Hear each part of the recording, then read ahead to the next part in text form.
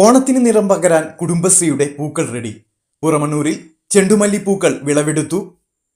പൂക്കളത്തിന് നിറം പകരാൻ ഇരുമ്പിളിയം പഞ്ചായത്തിലെ പുറമണ്ണൂർ 6-ാം വാർഡിലെ വർണ്ണം കുടുംബശ്രീയുടെയും JLG കാർഷിക ഗ്രൂപ്പിന്റെയും നേതൃത്വത്തിൽ നടത്തിയ ചെണ്ടുമല്ലിപ്പൂക്കൾ വിളവെടുപ്പിന് തയ്യാറായി. വിളവെടുപ്പിന്റെ ഉദ്ഘാടനം ഗ്രാമപഞ്ചായത്ത് വികസനകാര്യ സ്ഥിരം സമിതി അധ്യക്ഷനും വാർഡ് മെമ്പറുമായ VT അമീർ നിർവഹിച്ചു.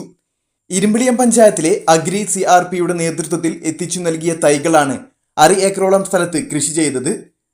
ജ്യോതിലക്ഷ്മി, സരോജിനി, അനീഷ, സുചിത്ര, ശ്രീഷ്മ, ബീനാദേവി എന്നിവരുടെ നേതൃത്വത്തിലാണ് കൃഷി ഇറക്കിയത്.